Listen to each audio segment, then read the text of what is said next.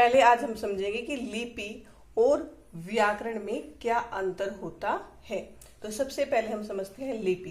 तो लिपि क्या होती है? किसी भी भाषा को सीखने के लिए जो उसके आरंभिक अक्षर होते हैं वो हमें लिपि सिखाती है। अगर हमें हिंदी सीखनी है तो हमें अक्षर ज्ञान ये होना चाहिए, वर्णमाला का ज्ञान होना चाहिए। अगर हमें इंग्लिश सीखनी है तो हमें अल्फाबेट, ठीक है, वो हमें पता होनी चाहिए, तभी हम इंग्लिश सीख पाएंगे। तो अब लिपि का क्या काम हुआ? लिपि का काम किसी भी भाषा के आरंभिक अक्षर सिखाने का होता है। तो इसकी परिभाषा बनती है, किसी भी भाषा के लिखने के ढंग को लिपि कहते हैं।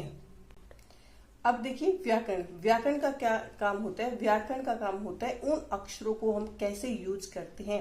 एज अ वर्ण हम उसका प्रयोग कर रहे हैं, शब्द बना के प्रयोग कर रहे हैं और वाक्य बनाकर प्रयोग कर रहे हैं। तो ये व्याकरण हमें सिखाता है।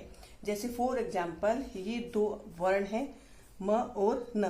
तो व्याकरण हमें सिखाएगा कि म न लिखने से जो है ये शब्द बनेगा। अगर इसकी जगह मैं कुछ और भी लिख दूं जैसे सग, तो ये क्या है? इसका कोई अर्थ नहीं है, तो ये शब्द नहीं है। तो ये सारी चीजें हम किस में सीखते हैं? व्याकरण में सीखते हैं। तो व्याकरण का काम होता है भाषा की शुद्धता का ज्ञान हमें करवाए। ठीक है, तो व्याकरण का काम ये होता है। तो व्याकरण का काम क्या होता है? वो हमें ये समझाता है कि इन वर्णों का हमें कैसे प्रयोग करना है। शब्द में के रूप में प्रयोग करेंगे, वाक्य बना के प्रयोग करेंगे, तो वाक्य को हम कैसे प्रयोग करेंगे। अगर वाक्य को हम अशुद्ध लिखते हैं तो भी हम दूसरे को अपनी बात नहीं समझा सकते। तो अब आई थिंक आपको समझ में आ गया होगा कि लिपि और व्याकरण में क्या अंतर है।